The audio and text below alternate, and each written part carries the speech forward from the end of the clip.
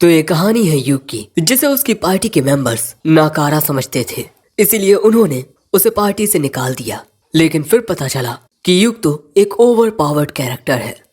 कहानी की शुरुआत में हम हीरोज की एक पार्टी को देखते हैं, जिन्होंने अपनी जी जान एक करके डीमन लॉर्ड को सील कर दिया था।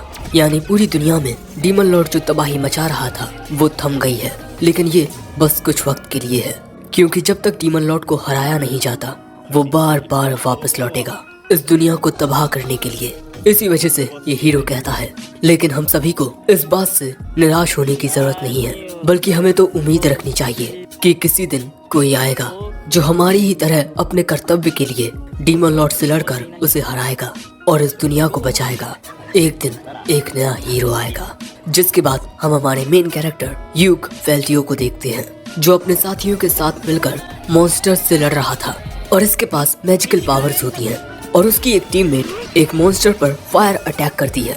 तभी यूक अपने दोनों हाथों से अलग अलग मैजिक स्पेल का यूज करता है।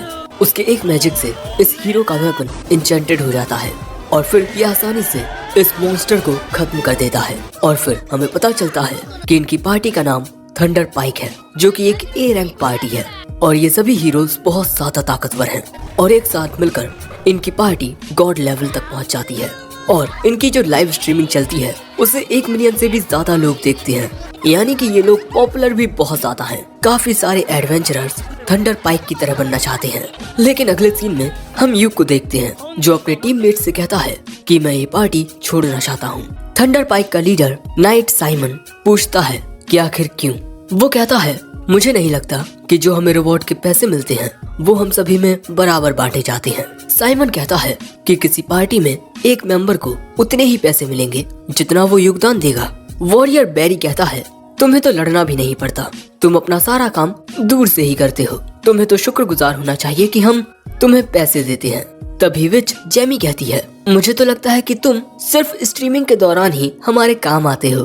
तभी प्रीस्टेस कैमेला कहती है, अगर तुम्हें ज्यादा पैसे चाहिए तब तुम्हें अपना ज्यादा योगदान देना होगा।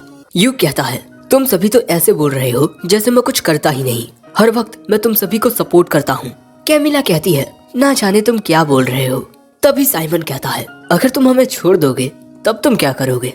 तुम एक बी रैंक इसीलिए हो क्योंकि तुम्हारे चाइल्डहुड फ्रेंड ने तुम्हारी मदद की, और यहाँ तक कि हम तुम्हें अपनी ए रैंक पार्टी में रखे हुए हैं। यूक कहता है, तुम्हारे कहने का मतलब मेरे होने या ना होने से कोई फर्क नहीं पड़ता। वो कहता है, तुम्हें समझने में थोड़ी देर लग गई।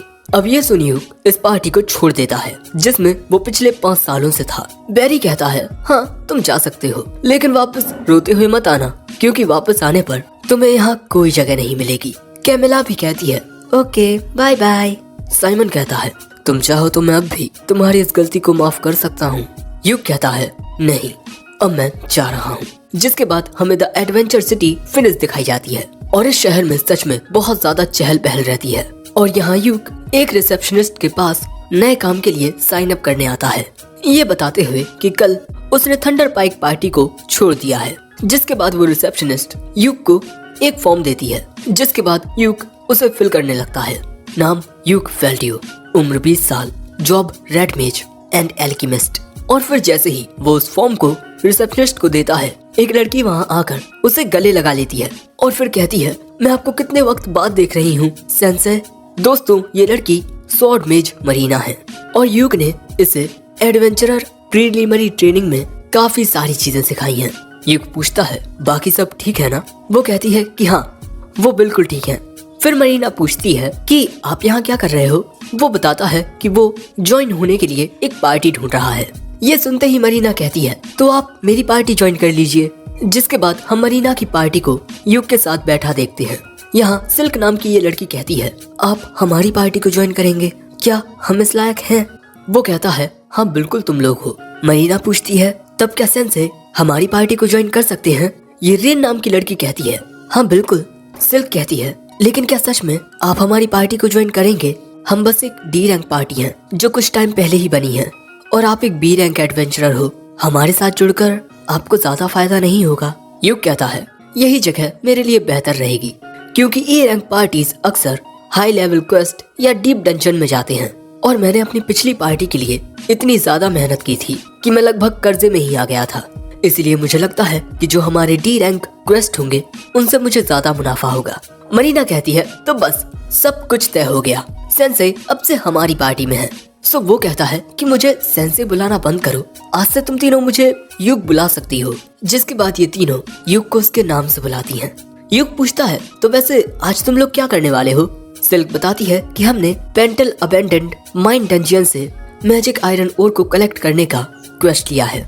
अगले सीन में हम इन चारों को उसी डंजन के बाहर देखते हैं और दोस्तों इस जगह पर एक छोटा बाजार भी लगा हुआ था। आगे बढ़ते हुए युग कहता है इस डंजन के 6th फ्लोर पर ऐसी काफी सारी जगहें हैं जहां हमें मैजिक आयरन ओर मिल सकते हैं। जो सुन सिल्क कहती है हाँ, लेकिन वहां जाने के लिए हमें 5th फ्लोर के बॉस से लड़ना होगा। सो युग कहता है ठीक है, तब हम लोग 4th फ्लोर से शुरू करेंगे। जिसके बाद डंजन के अंदर ये सब मैजिक आयरन ओर को ढूंढ रहे थे। यहाँ मरीना एक आइटम के जरिए जमीन में चेक कर रही थी। युग देखता है कि ये लोग बिल्कुल वैसे ही काम कर रही हैं जैसे मैंने सिखाया था। जिसके बाद वो मरीना से कहता है दो, अब मैं ये काम करता हूँ। वो कहती है लेकिन आप तो एक रेड मेज हो और मैं जितना जानती हूँ कि अगर किसी पार्टी में कोई थीफ नहीं है तब इस तरह के काम स्वॉर्ड मेज को ही करने पड़ते हैं। लेकिन तभी युग अपने पास से एक डिटेक्टिंग लैंटर्न निकालता है और अगले ही पल में वो लैंटर्न चमकने लगती है और ये इन लड़कियों को बहुत खूबसूरत लगता है। युग बताता है कि इसकी मदद से हम बहुत आसानी से एक माहिर चोर की तरह छिपे हुए जालों से बच सकते हैं। जिसके बाद इन सभी को अपने सामने बिछे हुए जाल नजर आने लगते हैं। जो देख सिल्क कहती है कि इस लैंटर्न में डलने वाला तेल बहुत ही महंगा होगा। युग कहता है कि परेशान मत हो, मैं अपनी एल्केमी से इस तेल को बना लेता हूँ। अब चलो तुम तीनों मेरे पीछे आओ और मरीना तुम हर पल चौकन्ने रहना, हो सकता है कि अचानक ही हम पर कोई हमला हो जाए। अब आगे बढ़ते हुए युग सभी को कह रहा था कि जरा ध्यान से चलना, यहाँ काफी सारे जाल बिछे हुए हैं। और यहाँ युग याद करता है कि उसकी पुरानी पार्टी थंडर पाइक भी पहली बार इसी डंजन में आए थे। लेकिन तभी अचानक युग इन सभी को रोक देता है और कहता है हमसे थोड़ी दूरी पर कोई चीज है, इसीलिए लड़ने के लिए बिल्कुल तैयार रहना। जिसके बाद ये लोग बिल्कुल तैयार होकर आगे आते हैं और यहाँ काफी सारे बोगलैस मॉन्स्टर्स होते हैं। सबसे पहले सिल्क आगे जाकर एक तीर से एक बोगल को मार देती है। जिसके बाद मरीना इन पर हमला करने के लिए दौड़ती है। तभी युग फिजिकल एनहेंस का यूज करके मरीना की फिजिकल एबिलिटी को बढ़ा देता है और इसके बाद एक दूसरे मैजिक का यूज करके इन बोगल्स को इस तरह जकड़ लेता है। और इसी मौके का फायदा उठाकर मरीना एक ही हमले में इन दोनों बोगल्स को खत्म कर देती है। युग कहता है तुमने बहुत बढ़िया किया। मरीना कहती है लेकिन ये तो आपके मैजिक से हुआ। युग कहता है हाँ, मैंने तुम्हारे ऊपर 3 तरह के फिजिकल एनहेंस टाइप मैजिक का यूज किया। जो सुन हैरान होकर रेन कहती है क्या एक ही बार में 3, और आपने तो कोई इनकांटेशन भी नहीं की। मरीना आकर कहती है आपके मैजिक की वजह से मेरी फिजिकल एबिलिटी बहुत बूस्ट हो गई थी। युग कहता है तुम भी पहले से काफी ताकतवर हो गई हो। फिर युग एक खंजर निकाल के कहता है चलो यहाँ से कुछ और इकट्ठा करते हैं और आगे बढ़ते हैं। और यहाँ ये तीनों लड़कियाँ युग को देखती रह जाती हैं। अब आगे बढ़ते हुए युग इनसे इनका डंजन अटैक रूटीन पूछता है। ये बताती हैं कि हर एक फ्लोर को क्लियर करने के बाद ये आराम करती हैं और जो भी इन्हें नुकसान हुए उनकी रिपोर्ट देती हैं। थोड़ी दूर चलकर युग कहता है अब हमें यहाँ थोड़ा आराम कर लेना चाहिए। जिसके बाद मरीना कहती है कि मेरे आर्मर और मेरी तलवार पर कोई डैमेज नहीं आया। सिल्क भी अपने सारे यूज किए हुए एरोस को इकट्ठा कर लेती है, यानी कि इनमें से किसी को भी किसी चीज की हानि नहीं हुई। जिसके बाद ये लोग आते हैं 2nd फ्लोर पर। यहाँ आगे बढ़ते हुए अचानक ही एक अजीब सा मॉन्स्टर इनकी ओर आता है। सो युग वक्त रहते उसके हमले से बच जाता है। लेकिन यहाँ ऐसे काफी सारे मॉन्स्टर्स आ गए थे और ये डेड माइनर्स हैं। सो अब रेन इनकांटेशन करना शुरू करती है। सिल्क उन पर तीरों से हमला करती है और यहाँ युग प्रोटेक्शन और लिटिल ब्लेसिंग का यूज करके चारों के ऊपर एक प्रोटेक्टिव बैरियर टाइप बना देता है। और इसी लाइट टाइप मैजिक से इन डेड माइनर्स को दिक्कत हो रही थी। जिसके बाद मरीना इन पर तलवार से हमला करने लगती है और सिल्क इन पर तीर चलाने लगती है और तभी रेन की इनकांटेशन कंप्लीट हो जाती है और फिर उसके स्पेल से ये सभी डेड माइनर्स खत्म हो जाते हैं। मरीना रेन से कहती है कि तुम तो कमाल की हो। युग कहता है हाँ, बहुत कम लोग ही इतने बड़े लेवल पर स्पेल कास्ट कर पाते हैं। जिसके बाद युग रेन पर रिफ्रेश माना का यूज करके उसके यूज हुए माना को रिकवर कर देता है और यही देख रेन हैरान हो जाती है क्योंकि रिफ्रेश माना एक ऐसा रेयर मैजिक है जिसे सिर्फ ए रैंक पार्टी के रेड मेजेस ही यूज कर सकते हैं। जो सुन सिल्क कहती है आप तो कमाल के हो। युग कहता है ऐसा कुछ भी नहीं है, रेड मेज एक बहुत ही मामूली जॉब है, इसीलिए मैं बस नई नई चीजें सीखता रहता हूँ। जिसके बाद वो रेन का सिर सहलाकर कहता है, तुम बहुत तेजी से इम्प्रूव कर रही हो। जिसके बाद आगे बढ़ते हुए यूक जमीन पर एक अजीब पानी गिरा रहा था। ये होली वाटर है और इसे जमीन पर डालकर इन्हें उन अनडेड माइनर्स के फुटप्रिंट्स दिखाई दे जाएंगे। सिल्क कहती है कि ये भी बहुत महंगा होगा। यूक कहता है, हाँ ये काफी महंगा है, लेकिन मैं अपनी एल्केमी से इसे खुद बना लेता हूँ। मरीना सुनकर हैरान हो जाती है कि क्या आप खुद होली वाटर बना सकते हो? लेकिन आप तो कोई प्रीस्ट भी नहीं हो। यूक कहता है कि उन अनडेड माइनर्स को हराने के बाद उनकी जो राख बचती है मैं उसी को प्योरीफाई करके ये होली वाटर बना लेता हूँ। और हाँ, ये एल्केमी नहीं है, ये एक सीक्रेट रेसिपी है। जो सुन सिल्क कहती है, सच में हाई रैंक एडवेंचरर्स के पास कितना ज्यादा एक्सपीरियंस होता है। यूक कहता है, तुम लोग मुझसे जो चाहो वो सीख सकते हो। ये लड़कियां कहती हैं, हम हमेशा आपसे सीखने के लिए तैयार रहेंगे सेंसर। जिसके बाद यहाँ एक कमरे में आकर यूक कहता है, इस जगह से हम यहाँ पर मैजिक आयरन ओर्स को ढूंढना शुरू करेंगे, लेकिन पहले हम थोड़ा आराम करेंगे। जिसके बाद वो अपना बैग निकालता है और फिर अपने बैग में से एक बॉक्स निकालता है, वो भी काफी बड़ा, क्योंकि यूक के पास एक मैजिक बैग है और मैजिक बैग काफी महंगा आता है। अब यूक उसी डिब्बे में से खाने पीने का सामान निकालकर वही खाना बनाने लगता है। जो देख ये लड़कियां यूक से और भी ज्यादा इम्प्रेस हुई जा रही थी। तब यूक एक पॉट निकालता है और उस पॉट को चम्मच से ठकोने पर अचानक ही उसमें सूप क्रिएट हो जाता है, जिसमें से काफी अच्छी खुशबू आ रही थी। और ये लड़कियां तो बस ये देखती ही रह जाती हैं। रेन पूछती है कि ये क्या है? दोस्तों, रेन को आर्टिफैक्ट से बहुत प्यार है। यूक बताता है कि उसे ये pot Orius royal castle dunes dungeon में मिला था। इसे सूप स्टॉक कहते हैं, लेकिन ये टूटा फूटा था और इसे ठीक करवाने में यूक के काफी पैसे खर्च हुए थे। रेन कहती है, ये कितना अमेजिंग आर्टिफैक्ट है। और तभी भूख के मारे मरीना के पेट से आवाज आने लगती है। जिसके बाद खाना बनकर तैयार हो जाता है और यूक कहता है कि खाना खाना शुरू करो। ये लड़कियां इतने अच्छे खाने को बस ताके जा रही थी और फिर ये खाना खाती हैं। इन तीनों को ये खाना बहुत ही अच्छा लगता है। लेकिन तभी इस खाने को खाकर सिल्क कहती है, सेंसेई देखकर लगता है कि इस खाने में माना मिला हुआ है। यूक बताता है कि अगर ध्यान से समझा जाए तो कुकिंग भी एक प्रकार की एल्केमी ही है, और क्योंकि अभी हमें बहुत सारा काम करना है इसीलिए मैंने इस खाने में थोड़ी ज्यादा मेहनत की है, जिससे तुम तीनों को ताकत मिले। लेकिन यूक की बात सुन सिल्क इसी बारे में सोचने लगती है, लेकिन उसे कुछ समझ नहीं आता। सुरेन कहती है कि तुम ज्यादा मत सोचो। जिसके बाद 4th फ्लोर में इनके सामने एक बहुत ही बड़ा मॉन्स्टर आता है। ये एक रॉक लिजार्ड है और दोस्तों इस जगह पर काफी सारे मैजिक आयरन ओर थे और ये सभी भी इस मॉन्स्टर से लड़ने के लिए तैयार थे। जैसे ही ये लिजार्ड इन पर हमला करने आता है, यूक अपने मैजिक से इसे स्लो कर देता है और अगले ही पल में मरीना अपनी फुल पावर के साथ उछलती है और अपने इन हैंड स्वॉर्ड के एक ही हमले से वो इस रॉक लिजार्ड को खत्म कर देती है। लेकिन हाँ, ऐसा करने से वो काफी थक जाती है, क्योंकि मैजिक ब्लेड का यूज करने में काफी ज्यादा माना कंज्यूम होता है। तभी यूक आकर कहता है, अगर तुम इसी तरह प्रैक्टिस करती रही तब तुम्हें इस टेक्निक की आदत हो जाएगी। जिसके बाद वो उसके माना को रिफ्रेश कर देता है।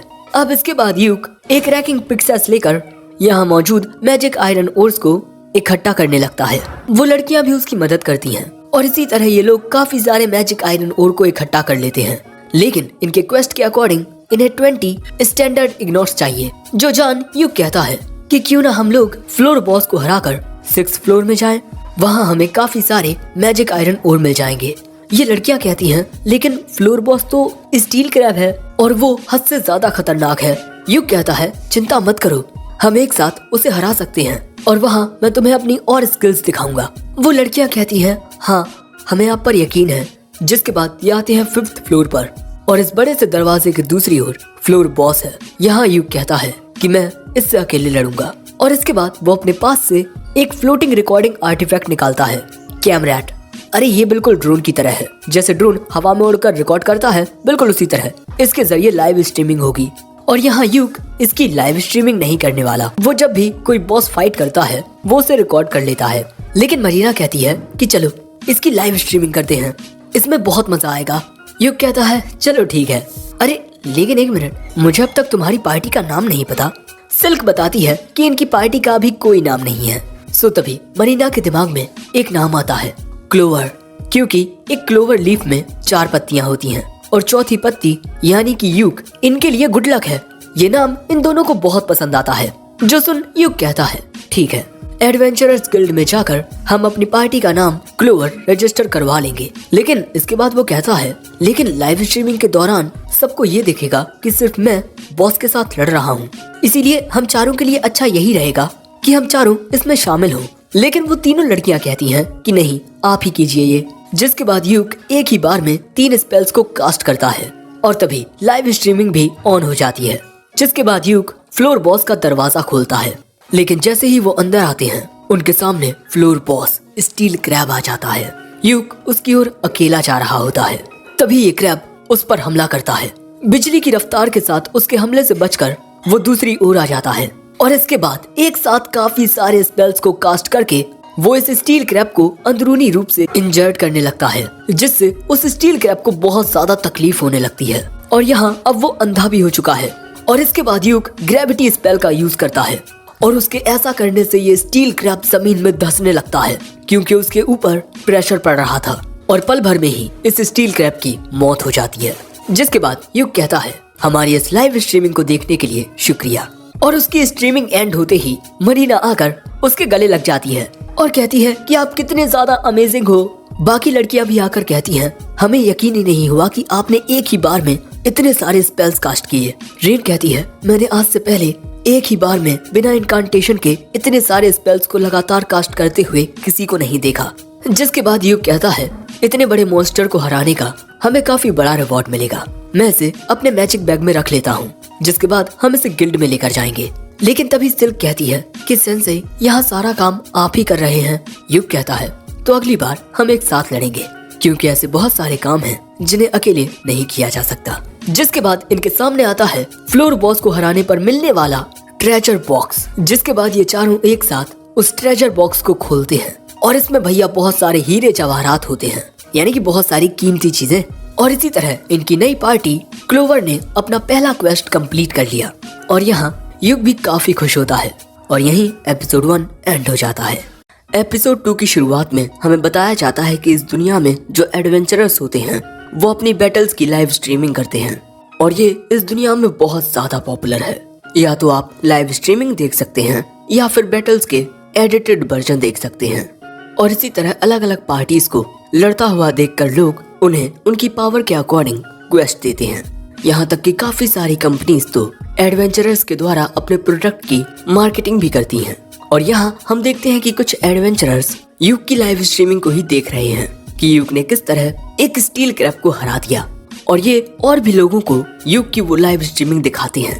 अगले सीन में हम एक घोड़ागाड़ी को देखते हैं जिसमें हमारे हीरोज बैठे हुए थे। यूक यहाँ अपने बाकी टीम मेंबर्स से पूछता है, तो आप सभी को मेरा मुकाबला कैसा लगा? मरीना कहती है, आपकी वो फाइट बहुत ज्यादा अमेजिंग थी। सिल्क कहती है, हाँ उसका तो कोई जवाब ही नहीं था। रेन कहती है, खाना बहुत डिलीशियस था।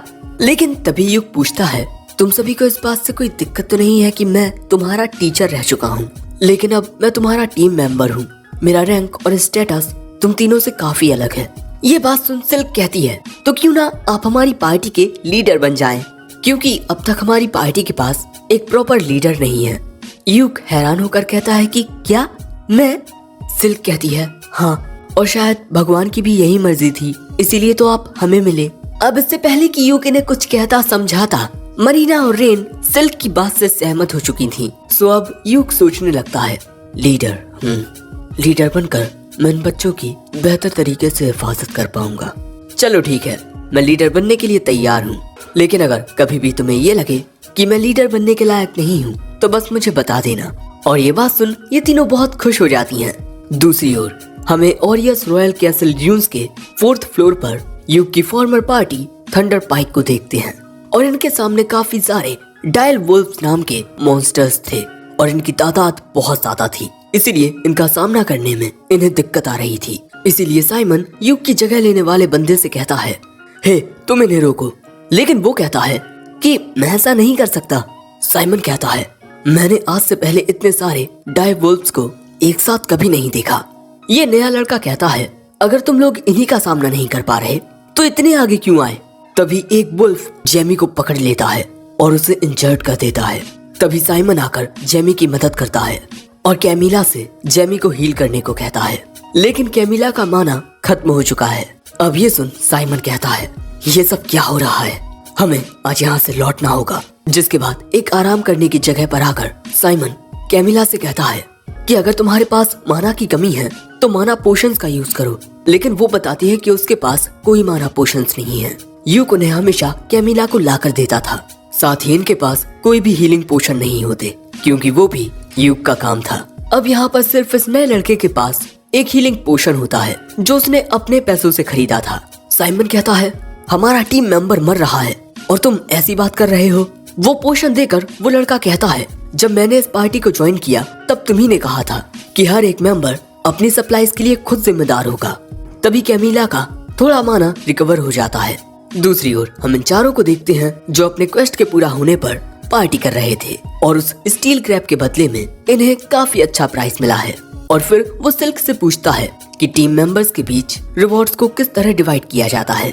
वो बताती है कि सारे पैसे उसी के पास रहते और सारे खर्चे भी वही उठाती, क्योंकि ये लोग काफी वक्त से अपना पार्टी बेस बनाने के लिए पैसे इकट्ठा कर रहे हैं, क्योंकि इस वक्त ये सभी होटल्स के रूम में रहते हैं। और हाँ दोस्तों, होटल्स को इनकी भाषा में इन कहते हैं। युग कहता है ठीक है, जैसा होता आया है वैसा ही करते हैं, सारे पैसों को पार्टी फंड में डाल देते हैं। और दोस्तों, इनसे थोड़ी ही दूरी पर हम थंडर पाइक को देखते हैं और यहाँ साइमन कहता है जब से हमारी पार्टी बनी है तब से हम इतनी बड़ी परेशानी में कभी नहीं फंसे।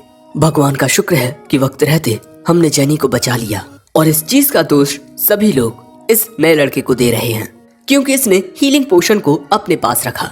इसका नाम कॉर्क है। कॉर्क कहता है कि डायल बुल्ब्स तुम्हारी गंध को सूंघ सकते हैं, इसलिए उनकी ओर जाते हुए सबसे पहले तुम्हें बीस्ट रिपेलेंट स्पेल का यूज करना चाहिए था। साइमन कहता है अगर तुम ये पहले से जानते थे तो तुमने हमारे लिए वो स्पेल कास्ट क्यों नहीं किया? तुम्हारी ही वजह से आज का हमारा मिशन फेल हुआ है। सो कॉर्क कहता है अगर ऐसी बात है तो ठीक है, मैं ये पार्टी छोड़ता हूँ। लेकिन तभी युग को ये आवाज सुनाई देती है। वो पीछे मुड़कर देखता है तो उसे यही सब दिखाई देते हैं। तभी मरीना कहती है सिल्क अब हम कल क्या करने वाले हैं? सिल्क कहती है ये तो अब हमें हमारे नए लीडर ही बताएंगे। युग बताता है कि कल उसे काफी कुछ खरीदना है, साथ ही अनडेड माइनर्स की राख से होली वाटर भी बनाना है। तो हम सभी परसों सुबह एडवेंचरर्स गिल्ड में मिलेंगे और फिर डिसाइड करेंगे कि हमें क्या करना है। वो लड़कियां कहती हैं ठीक है। तभी अचानक गिल्ड में युग की लाइव स्ट्रीमिंग टेलीकास्ट होने लगती है क्योंकि इसे हर कोई देख रहा है और थोड़ी ही देर में इस पे काफी सारे व्यूज आ गए हैं। यहाँ युग के बारे में ही बताया जा रहा है कि इस रेड मेज ने कितनी आसानी से इस स्टील क्रैब को हरा दिया। युग कहता है कि अरे बच्चे देख रहे होंगे ये लाइव स्ट्रीमिंग। मरीना कहती है आप कुछ भी कहो लेकिन आप बहुत ताकतवर हो। जिसके बाद स्ट्रीमिंग में युग की क्लोवर पार्टी के बारे में भी बताया जाता है कि ये एक नई पार्टी है और थंडर पाइक भी इस स्ट्रीमिंग को देख लेती है। साइमन कहता है उस कमीने ने एक लो रैंक पार्टी को ज्वाइन करके वहाँ अपना दबदबा बना लिया है। दूसरी ओर ये सभी लड़कियाँ युग की तारीफ कर रही थी कि उसी की वजह से आज हम यहाँ सेलिब्रेट कर रहे हैं।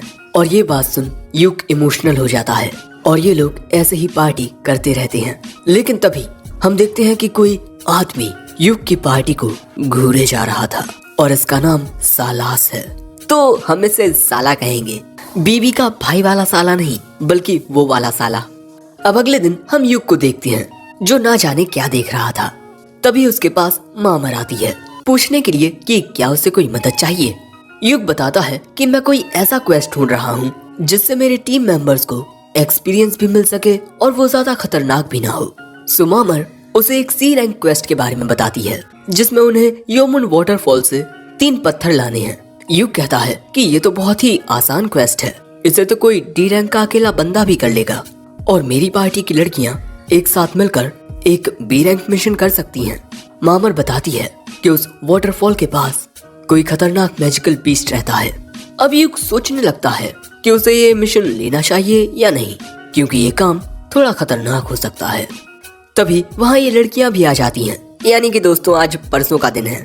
अब जैसे ही युग इन्हें इस मिशन के बारे में बताना शुरू करता है कि इन्हें ये मिशन करना चाहिए या नहीं, मरीना कहती है अगर युग कहता है कि हम ये कर सकते हैं तो हम ये कर सकते हैं, है ना? उन दोनों को भी इस मिशन से कोई एतराज नहीं होता। जो बात सुन मिस मामर ये क्वेस्ट इनकी पार्टी के लिए निकाल देती हैं। अब युग कहता है अरे तुम तीनों पहले मेरी पूरी बात तो सुन लेती। ये भले से ही एक सी रैंक मिशन हो लेकिन उस झरने के पास एक मैजिकल बीस्ट रहता है। अब ये बात सुन ये लड़कियां हैरान तो होती हैं, लेकिन फिर भी इस मिशन को कैंसिल नहीं करती, क्योंकि ये भी ये बात जानती हैं कि ऐसे मिशन को पूरा करने पर इन्हें ज्यादा स्कोर मिलते हैं। अब देखो, मुझसे मत पूछना कि ये सब क्या है, मुझे खुद नहीं पता। युग कहता है चलो ठीक है, हम घोड़ा गाड़ी के पास 1 घंटे में मिलते हैं। तभी मिस मामर युग को उस क्वेस्ट का पर्चा आकर देती हैं और फिर युग समझ जाता है कि ये मिशन मिस मामर ने जानबूझकर इनके लिए चुना है, क्योंकि युग की पिछली स्ट्रीमिंग पर बहुत सारे व्यूज आ चुके हैं और लोग युग की अगली लड़ाई देखने के लिए बहुत बेताब हैं। युग कहता है क्या कहीं मैं यार कोई गलती तो नहीं कर रहा, लेकिन चलो कोई बात नहीं, मेरे ऐसा करने से उन लड़कियों को थोड़ी अटेंशन मिलेगी।